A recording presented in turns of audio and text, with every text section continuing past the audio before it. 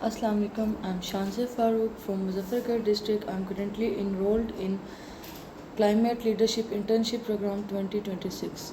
जो मेरा Nobel purpose था यहाँ पे इंटर्नशिप करने का वो ये था कि आजकल की जो हमारा क्लाइमेट चेंज है, जो कि हम लोग देखा जाए सबसे ज़्यादा जो इफ़ेक्टेड एरियाज़ है वो हमारे पंजाब के एरियाज़ हैं, ठीक है। और सबसे पहले मैं बात करना चाहूँगी जो हमारे पंजाब के इलाके तो हैं जो कि गर्मी जिन पे ज़्यादा हो रही है, लेकिन मैं ज़्यादा बात करना चाहूँगी आज एक मरी की कि मैंने 4 साल जो मेरा BS है वो मरी से है। जब मैं फ़र्स्ट टाइम वहाँ गई थी तो वहाँ का जो टेम्परेचर था और आज के टेम्परेचर में बहुत बड़ा फ़र्क है due to climate change, due to over melting of glaciers. तो जब मेरे सामने इस इंटर्नशिप का एक ब्रोशर आया तो मैंने कहा क्यों ना मैं इसमें इनरोल करूं। मेरा डिस्ट्रिक्ट तो मुजफ्फरगढ़ है तो मुझे यहीं पे मूव होना पड़ा। मैं जब यहाँ पे आई तो जब मुझे सिलेक्ट किया गया तो जब मैं यहाँ पे आई तो यहाँ पे हमारे काफ़ी सारी ऐसी चीज़ें थी कि पहले से जो हमारी मेंटेन थी कि हमें हर वीक में क्या क्या करना है। जिस तरह हमारा फर्स्ट वीक था वहाँ पे हमारा इंडस्ट्रीज़ विज़िट थे, जैसे कि मैं आपको अभी आगे पिक्चर भी इसमें लगा के दिखाऊंगी। हमारे इंडस्ट्रीज़ विज़िट से पहले फ़र्स्ट वीक में वहाँ पे जाके हमने ग्रीन प्लांटेशन भी कराई और उसके बाद हमने देखा कि वहाँ पे क्या क्या किस तरीके से काम हो रहा है और क्या क्या चीज़ें करने की ज़रूरत है वहाँ पे। और हमने देखा कि वहाँ पे कोई भी ऐसी चीज़ जहाँ पे हम लोग देखा जाए जो स्मोक वगैरह है वहाँ की क्या उसका क्राइटेरिया, वहाँ का क्राइटेरिया किस कलर की स्मोक होगी तो ये जगह हैज़र्डियस नहीं है, ये चीज़ों के स्केल हमें सिखाए गए। उसके बाद हमें सेकेंडली हमें लेके जाया गया हॉस्पिटल्स मैनेजमेंट का एक भी वीक था। उसमें हम लोग को वहाँ के जाके इंसिनरेटर की चेकिंग वगैरह की और वहाँ के बाकी जितनी भी चीज़ें होती हैं हॉस्पिटल मैनेजमेंट में वो हमने परफॉर्म की। उसके बाद हम लोग स्कूल्स वगैरह में गए, ठीक है। स्कूल्स वगैरह में जाके हमने बताया कि क्यों मतलब क्लाइमेट चेंज जो हो रहा है आजकल उसके लिए क्या क्या चीज़ ज़रूरत है। जैसे कि हमने उनको सिखाया कि जब आप लोग अपने रूम से जाते हैं बाहर जाते हैं तो आप लोगों को चाहिए कि आप अपनी इलेक्ट्रिसिटी का ख्याल रखें, वहाँ पे क्या क्या चीज़ें ज़रूरी हैं क्या क्या ज़रूरी नहीं है। वहाँ पे ग्रीन प्लांटेशन करवाई हमने। उसके बाद हमारा एक वीक प्लास्टिक वेस्ट पे था कि नो प्लास्टिक था, ज़ीरो प्लास्टिक पे हमारा एक वीक था। उस पर हम लोगों ने जाके परफॉर्म किया कि प्लास्टिक की चीज़ों को किस तरह देखना है। उसके बाद हमारा इस तरह के हमारे काफ़ी वीक्स थे जो कि हमारे इस इंटर्नशिप के अंदर हमारे काफ़ी सारे मैनेज हो गए थे। ये जर्नी हमारी बहुत खूबसूरत थी कि इसमें हमने छोटे लेवल से लेकर स्कूल लेवल से लेकर इंडस्ट्री के लेवल तक हमने देखा कि क्या क्या ऐसी चीज़ें हैं जो हमारे माहौल को ख़राब कर रही हैं। जैसे कि हमने स्कूल के लेवल से लेकर अब हम देखा जाए जो हमारी गाड़ियों की धुएं की इमिशंस होती हैं, ठीक है, वहाँ तक और इंडस्ट्रीज़ वेस्ट तक, हॉस्पिटल वेस्ट मैनेजमेंट तक इन्होंने हमें सिखाया ताकि हमें पता लगे एज़ अ लोकल पाकिस्तानी हमारा क्या क्या यहाँ पे रोल है। जब इन चीज़ों को मैं देखती गई क्लाइमेट के बारे में तो मेरा आखिर पे कैप्स्टोन एक प्रोजेक्ट भी आना था कि जिसके बारे में मैंने सोचना था कि मेरे अपने जिस सिटी में मैं रह रही हूँ जो मेरा डिस्ट्रिक्ट है वहाँ पे ऐसे क्या क्या हैं कमियाँ हैं जो हमें पूरी करनी चाहिए। अब हमारी जो इंटर्नशिप थी वो क्लाइमेट से रिलेटेड थी और जो मेरा काम था वो भी मैं चाह रही थी कि ऐसा हो कि उस एरिया के लोगों के लिए भी फ़ायदेमंद हो और आगे के लिए भी इनोवेटिव भी हो। तो मैंने जो टॉपिक लिया था, जो मैंने topic of my capstone project is climate resilient agriculture zoning. कि जो क्लाइमेट चेंज है हमारा, ठीक है, क्लाइमेट चेंज हमारा है क्या, कि क्लाइमेट चेंज से होता क्या है। अब हम बेसिकली बात करें तो जो मतलब क्लाइमेट रेजिलिएंट का मतलब ये होता है कि किसी भी चीज़ को बर्दाश्त करना। ये सिर्फ नुकसान की बात नहीं हो रही बल्कि जब भी कोई मौसमियाती तब्दीली आती है तो वहाँ का इंफ्रास्ट्रक्चर और वहाँ के लोग कितने उनके अंदर एक रेजिलियंस है उस चीज़ को बर्दाश्त करने की, ये हमारे पास क्लाइमेट चेंज आ जाता है। या क्लाइमेट रेजिलियंस आप इसको कह सकते हैं कि जो क्लाइमेट चेंज की वजह से लोगों पे असर पड़ता है वहाँ के लोगों में कितनी बर्दाश्त है उस चेंज को बर्दाश्त करने की, ठीक है।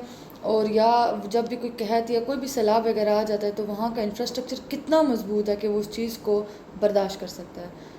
अगर अब मैं आपको समझाती चलूँ तो क्लाइमेट रेजिलिएंट में हम कह सकते हैं कि 3 चीज़ों से भी हम लोग इसको ऑब्ज़र्व कर सकते हैं।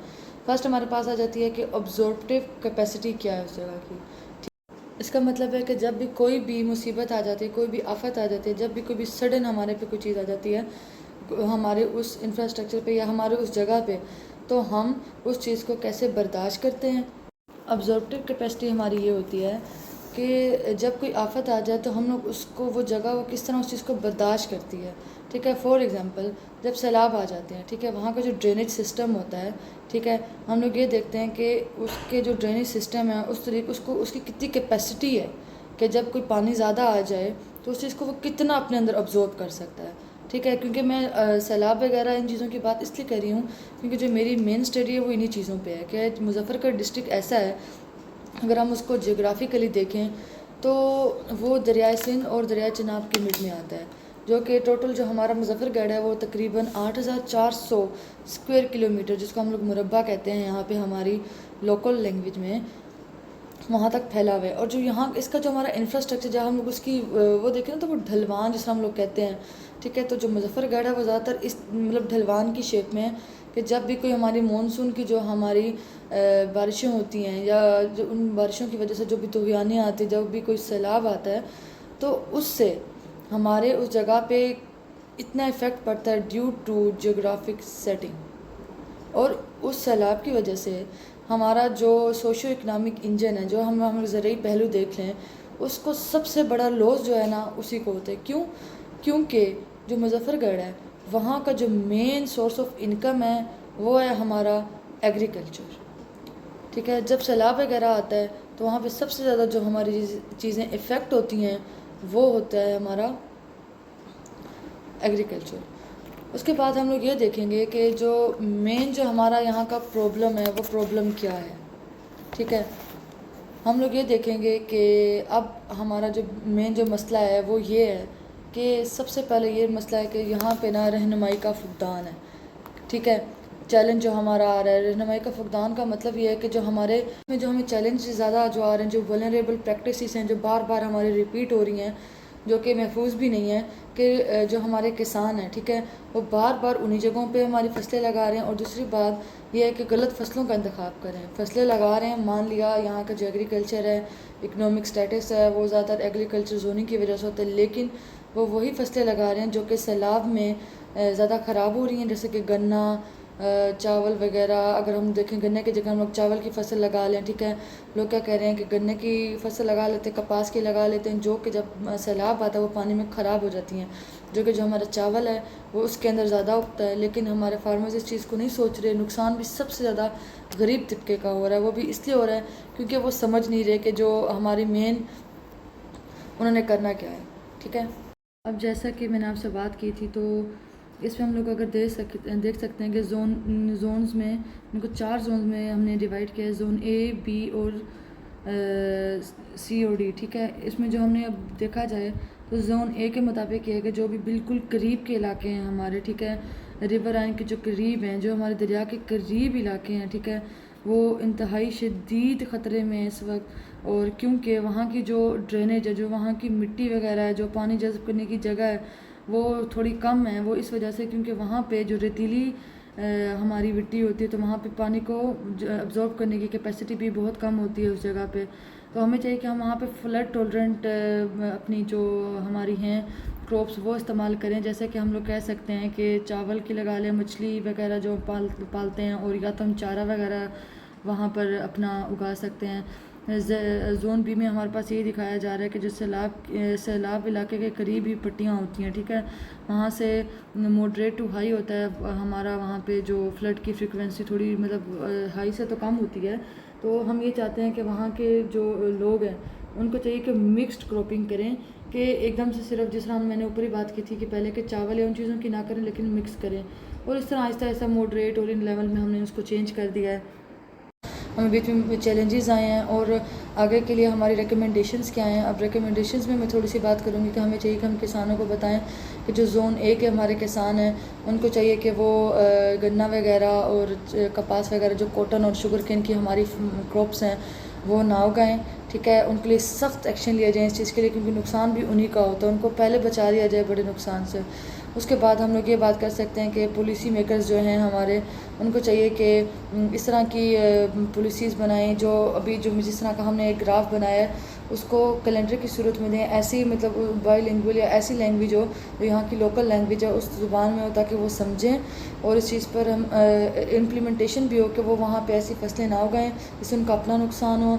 और सेकेंडली क्लाइमेट रेजिलियंस की बात आ जाती है उस पर कि जब सैलाब वगैरह आता है तो उससे बचाव के लिए जिस तरह हम लोग कहते हैं कि जो हमारे यहाँ पे निकासी का ड्रेनेज का सिस्टम है वहाँ से हमेशा जिस तरह अभी मानसून स्टार्ट होने वाला है वहाँ के ड्रेनेज सिस्टम को साफ़ करवाया जाए, वहाँ से गंदगी रिमूव की जाए, वहाँ की रेत वगैरह रिमूव की जाए ताकि हम बड़े नुकसान से बच सकें।